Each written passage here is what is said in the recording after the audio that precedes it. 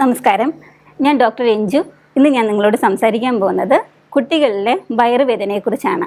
വയറുവേദന വരാത്ത ഒരു കുട്ടി പോലും ഉണ്ടാവില്ല.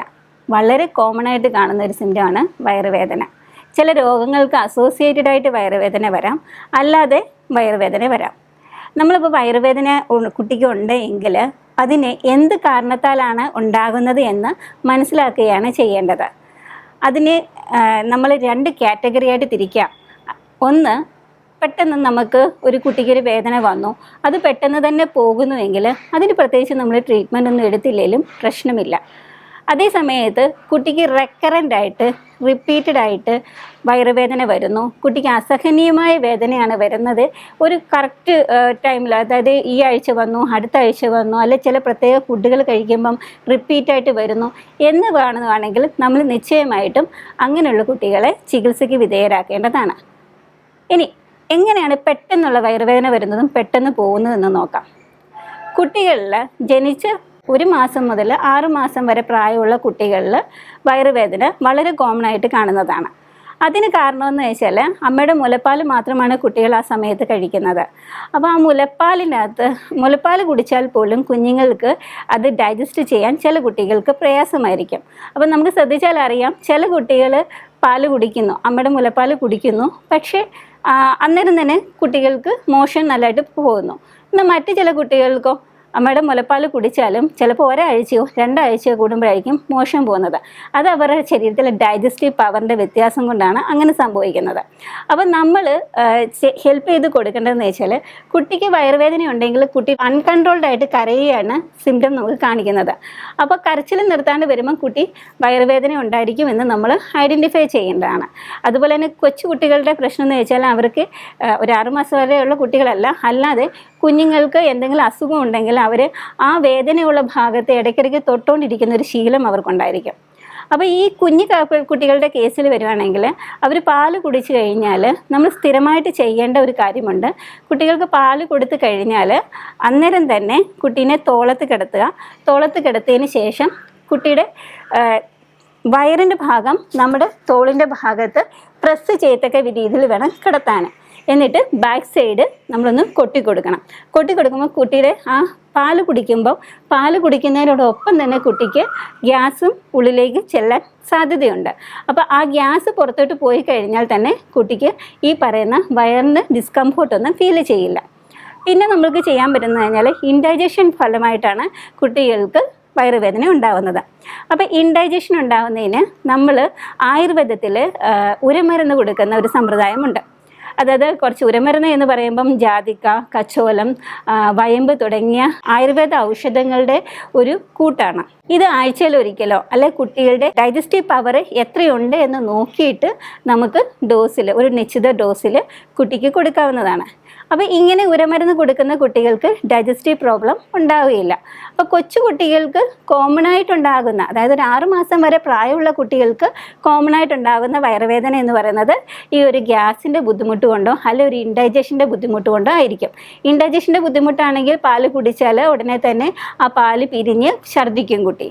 അപ്പോൾ ഇങ്ങനെയുള്ള സിംറ്റംസ് കാണുമ്പം അതൊരു ഇൻഡൈജഷൻ ആണ് എന്ന് നമ്മൾ ഐഡൻറ്റിഫൈ ചെയ്യണം. പിന്നെ 6 മാസം കഴിഞ്ഞിട്ടുള്ള കുട്ടികൾക്കുണ്ടാകുന്ന വയറുവേദന എന്ന് പറയുന്നത് കുറച്ചും കൂടെ അവർ നോർമൽ ഫുഡിലേക്ക് കയറുകയാണ്. നമ്മൾ അമ്മയുടെ മുലപ്പാലൊന്ന് ശീലമായി 6 മാസം വരെ, അത് കഴിഞ്ഞിട്ട് അവർ നോർമൽ ഫുഡിലേക്ക് വരികയാണ്. അപ്പം അവർ ഇൻഡസ്ട്രിയൽ ട്രാക്ട് അല്ലെങ്കിൽ ഡൈജസ്റ്റീവ് ട്രാക്റ്റ് ആ ഫുഡിനെ ഡൈജസ്റ്റ് ചെയ്യാൻ കേപ്പബിൾ ആയിരിക്കത്തില്ല. അപ്പം അങ്ങനെ വരുമ്പം അതിനും കുറച്ചും കൂടെ നമുക്ക് അവർക്ക് ഭക്ഷണം കുറച്ചും കൂടെ ദഹിക്കത്തക്ക രീതിയിലുള്ള കട്ടി കുറഞ്ഞുള്ള ലഘുവായുള്ള ആഹാരങ്ങൾ വേണം കുഞ്ഞുങ്ങൾക്ക് കൊടുത്ത് ശീലിപ്പിക്കാൻ. കോൺസ്റ്റിപ്പേഷൻ ഈ വയറുവേദനയുടെ മറ്റൊരു കാരണമാണ്. കോൺസ്റ്റിപ്പേഷൻ ഉണ്ടാകുക എന്ന് പറയുന്നത് വളരെ കോമൺ ആണ്. അമ്മയുടെ മുലപ്പാൽ കുടിക്കുന്ന കുട്ടിയാണെങ്കിലും അല്ല ഞാൻ കുടിക്കുന്ന കുട്ടിയാണെങ്കിലും കോൺസ്റ്റിപ്പേഷൻ ഉണ്ടാകാം. ഈ പറയുന്ന ഞാൻ പോലുള്ള പൗഡേഴ്സ്, അതായത് കുറച്ച് പാൽപ്പൊടി കൊണ്ടുണ്ടാക്കിയ പൗഡേഴ്സ് കുറച്ചും കൂടെ ഡൈജസ്റ്റ് ചെയ്യാൻ ബുദ്ധിമുട്ടുള്ളതാണ്. അപ്പോൾ അങ്ങനെയുള്ള ഫുഡ് കഴിക്കുന്ന കുട്ടികൾക്കും കോൺസ്റ്റിപ്പേഷൻ റെഗുലറായിട്ടുണ്ടാകാം. എന്തുകൊണ്ടാണ് കുഞ്ഞുങ്ങൾക്ക് ഇങ്ങനെ കോൺസ്റ്റിപ്പേഷൻ ഉണ്ടാകുന്നതെന്ന് നോക്കാം. കുട്ടികളുടെ ശരീരത്തിൽ വാട്ടർ കണ്ടൻറ്റ്, ശരീരത്തിലെ ജല അംശം കുറയുന്നത് കൊണ്ടാണ് കോൺസ്റ്റിപ്പേഷൻ ഉണ്ടാകുന്നത്. അപ്പം മെയിനായിട്ടുള്ള കാരണമാണ് അത്. അപ്പോൾ കുഞ്ഞുങ്ങൾക്ക് കോൺസ്റ്റിപ്പേഷൻ ഉണ്ടെങ്കിൽ നിങ്ങൾ കുട്ടികൾക്ക് കൊടുക്കുന്ന വെള്ളത്തിൻ്റെ തോത് കുറച്ച് കൂട്ടുന്നത് അനിവാര്യമായിരിക്കും. പിന്നെ നമ്മൾക്ക് ഈ കോൺസ്റ്റിപ്പേഷൻ ഉണ്ടായാൽ തന്നെ അതിന് ഒരു കോംപ്ലിക്കേഷൻ ഉണ്ടാകുന്നത് എങ്ങനെയാണെന്ന് വെച്ചാൽ, കുട്ടിക്ക് ഒരു പ്രാവശ്യം മോഷൻ പോകാൻ തോന്നി, പക്ഷെ കുട്ടി പോയില്ല എന്ന് കരുതുക.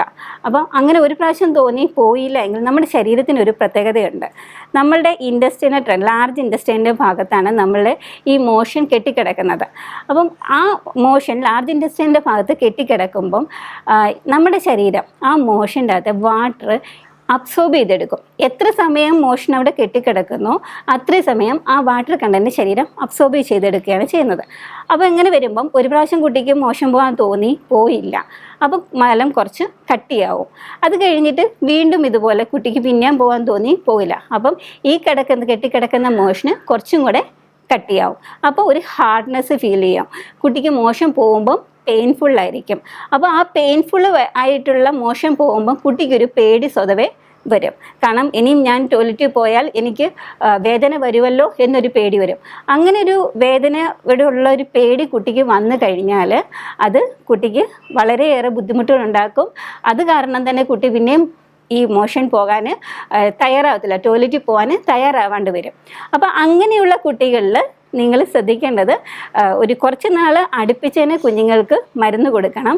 അവർക്ക് എത്ര സ്മൂത്തായിട്ട് അവരുടെ മോഷൻ പോകുമെന്ന് മനസ്സിലാവുന്നോ അത്രയും കാലം വരെ മരുന്ന് കൊടുക്കേണ്ടി വരും. അതർവൈസ് കുട്ടിക്ക് ആ ഒരു പേടി മാറാതെ കിടക്കും. പിന്നെ കുഞ്ഞുങ്ങൾക്ക് എൻ്റെ ഒരു അഭിപ്രായത്തിൽ പറയുന്നതാണ്, കുഞ്ഞുങ്ങൾ ഇരിക്കാൻ തുടങ്ങുന്ന കാലത്ത്, അതായത് ഒരു 8 മാസം 1 വയസ്സ് വരെയൊക്കെ കുഞ്ഞുങ്ങൾ ഇരിക്കുന്ന ഒരു സ്റ്റേജ് വരും. ആ ഇരിക്കുന്ന ഒരു കാലഘട്ടത്തിൽ തന്നെ കുഞ്ഞുങ്ങൾക്ക് ടോയ്ലറ്റ് ട്രെയിനിങ് നിങ്ങൾ കൊടുക്കണം. കാരണം ഇന്ന് കുറേ കുട്ടികൾ, അമ്മമാർ വരുന്നത് കുഞ്ഞുങ്ങൾ നിന്നുകൊണ്ട് ടോയ്ലറ്റിൽ പോകാൻ ശ്രമിക്കുന്നു എന്നുള്ളൊരു ബുദ്ധിമുട്ട് പറയാനാണ്. അപ്പം ആ ഒരു ശീലം ഉണ്ടാകുന്ന കുഞ്ഞുങ്ങൾ ഇരിക്കുന്ന കാലം തുടങ്ങി നിങ്ങൾ കുഞ്ഞുങ്ങളെ പോട്ടിയിലോ അല്ലെ കാലിൽ വെച്ചിട്ടോ എങ്ങനെയാണെന്ന് വെച്ചാൽ ഒന്ന് ഇരുത്തി തന്നെ അവർക്ക് ടോയ്ലറ്റ് ട്രെയിനിങ് കൊടുക്കേണ്ടത് അത്യാവശ്യമാണ്. കുഞ്ഞുങ്ങൾ വേദന പറയുന്നത് അവരുടെ പുക്കിളിന് ചുറ്റുമാണെങ്കിൽ, പുക്കിളിലോ പുക്കിളിൻ്റെ തൊട്ടടുത്തോ എല്ലാം ആണെങ്കിൽ അത് ശരിക്കും പറഞ്ഞാൽ വലിയൊരു സീരിയസ് കണ്ടീഷനായിട്ട് നിങ്ങൾ കാണേണ്ടത് ആവശ്യമില്ല. കാരണം പുക്കിളിന് ചുറ്റിനും എന്തെങ്കിലും ഗ്യാസിൻ്റെ ബുദ്ധിമുട്ടുകൊണ്ടോ നിസ്സാരമായുള്ള എന്തെങ്കിലും നമുക്ക് ഈസിലി മാനേജ് ചെയ്യാൻ പറ്റുന്ന ചില കാര്യങ്ങൾ കൊണ്ടായിരിക്കും ഉണ്ടാകുന്നത്. അത് പെട്ടെന്ന് പോകാനുള്ള സാധ്യതയാണ് ഏറിക്കിടക്കുന്നത്. എന്നാൽ ഈ പുക്കിളിൽ നിന്ന് എത്ര ദൂരത്തോട്ട് മാറിയാണോ കുഞ്ഞ് വേദന പറയുന്നത്, അതായത് കുഞ്ഞിൻ്റെ പുക്കിളിൻ്റെ മോൾ ഭാഗത്തോ അടിവശത്തോ അല്ലെങ്കിൽ സൈഡിലോ, ഇടത്തെ സൈഡിലോ വലത്തെ സൈഡിലോ ആണ് പെയിൻ വരുന്നതെങ്കിൽ അതൊരു സീരിയസ് കണ്ടീഷനായിട്ട് തന്നെ നിങ്ങൾ കാണേണ്ടതാണ്. അപ്പോൾ അങ്ങനെയുള്ള വേദന വരുവാണെങ്കിൽ ചില രോഗങ്ങൾ നമ്മളതെങ്ങനെയാണ് ഐഡൻറ്റിഫൈ ചെയ്യുന്നതെന്ന് നോക്കാം. കുഞ്ഞുങ്ങൾക്ക് കോമൺ ആയിട്ടുണ്ടാകുന്ന മറ്റൊരു രോഗമാണ് urinary tract infection. Urinary tract infection വന്നു കഴിഞ്ഞാൽ കുഞ്ഞുങ്ങൾക്ക് അടിവയറ്റിലായിരിക്കും, അത് പുക്കിളിന് താഴെയായിരിക്കും കുഞ്ഞുങ്ങൾ വേദന പറയുന്നത്. ആ വേദനയോടൊപ്പം തന്നെ കുഞ്ഞുങ്ങൾ പറയുന്ന സിംറ്റംസ്, കുഞ്ഞിന് മൂത്രമൊഴിക്കുമ്പോൾ ഒരു പെയിന്, അത് കുഞ്ഞ് കരയും, മൂത്രം ഒഴിക്കുന്ന സമയത്തൊരു വേദനയുണ്ടാകും, അതുപോലെ തന്നെ ഒരു ചൂട് ഫീൽ ചെയ്യും. അതുപോലെ തന്നെ ശരീരത്തിൻ്റെ ടെമ്പറേച്ചർ യൂറിനറി ട്രാക്ട് ഇൻഫെക്ഷൻ ഉണ്ടെങ്കിൽ കൂടാനുള്ള സാധ്യത വളരെ കൂടുതലാണ്. അപ്പം ഇങ്ങനെയുള്ള ലക്ഷണങ്ങൾ കണ്ടിട്ട് വേണം നമ്മൾ യൂറിനറി ട്രാക്ട് ഇൻഫെക്ഷൻ ആണോ അതുകൊണ്ടാണോ കുഞ്ഞിന് വയറുവേദന വരുന്നത് എന്ന് ഐഡൻറ്റിഫൈ ചെയ്യാൻ. അപ്പോൾ യൂറിനറി ട്രാക്ട് ഇൻഫെക്ഷൻ ഉണ്ടെങ്കിൽ അതിന് അനിവാര്യമായുള്ള ചികിത്സ തേടേണ്ടതാണ്. ഇനി ഈ യൂറിനറി ട്രാക്ട് ഇൻഫെക്ഷൻ വരാനുള്ളൊരു കാരണം എന്ന് പറഞ്ഞാൽ ആൺകുട്ടികളാണെങ്കിലും പെൺകുട്ടികളാണെങ്കിലും അവരെ ജെനിറ്റൽ ട്രാക്ട് നമ്മൾ വൃത്തിയായിട്ട് കുളിപ്പിക്കുന്ന സമയത്ത് നല്ല വൃത്തിയായിട്ട് ക്ലീൻ ചെയ്ത് കൊടുക്കേണ്ടതാണ്.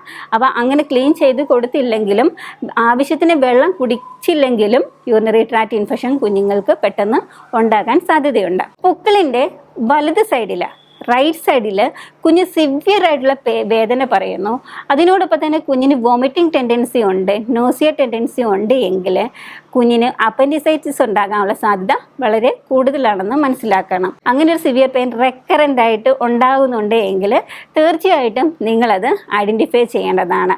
ഒരു നല്ല ഡോക്ടറിനെ കണ്ട് അതിനുള്ള ചികിത്സ തേടേണ്ടതുമാണ്. മറ്റൊരു കണ്ടീഷൻ എന്ന് പറഞ്ഞാൽ കുഞ്ഞുങ്ങൾക്ക് വേദന ഉണ്ടാകുന്ന ഒരു സീരിയസ് കണ്ടീഷന് ഇൻഡസസെപ്ഷൻ എന്ന പേരിൽ പറയും. അതായത് നമ്മുടെ കുടലിൽ ഉണ്ടാകുന്ന ബ്ലോക്കേജ് കാരണം കുഞ്ഞുങ്ങൾക്ക് വയറുവേദന ഉണ്ടാകാം. അതിൻ്റെ ഒരു പ്രത്യേകത എന്ന് പറഞ്ഞാൽ കുഞ്ഞിന് വേദന തുടങ്ങിക്കഴിഞ്ഞൊരു 10, 20, 30 മിനിറ്റ് വരെ സിവിയർ പെയിൻ ആയിരിക്കും. അതായത് കുഞ്ഞ് മുട്ട് മടക്കി വയറ് പൊത്തി കമന്ന് കിടക്കുന്ന ഒരു പെയിന്. അത്രയും സിവിയർ ആയിട്ടായിരിക്കും ഇൻഡസെപ്ഷനിൽ പെയിൻ വരുന്നത്. എന്നാൽ ഈ പെയിൻ്റെ പ്രത്യേകത എന്ന് പറഞ്ഞാൽ ഇപ്പോൾ പെയിൻ വന്നു, ഒരു അരമണിക്കൂർ കുഞ്ഞിന് സഹിക്കാൻ വയ്യാത്ത വേദനയാണ്, പക്ഷെ ആ ഒരു മണിക്കൂറിന് ശേഷം ഈ പെയിൻ കംപ്ലീറ്റ് ആയിട്ട് മാറുകയാണ് ചെയ്യുന്നത്.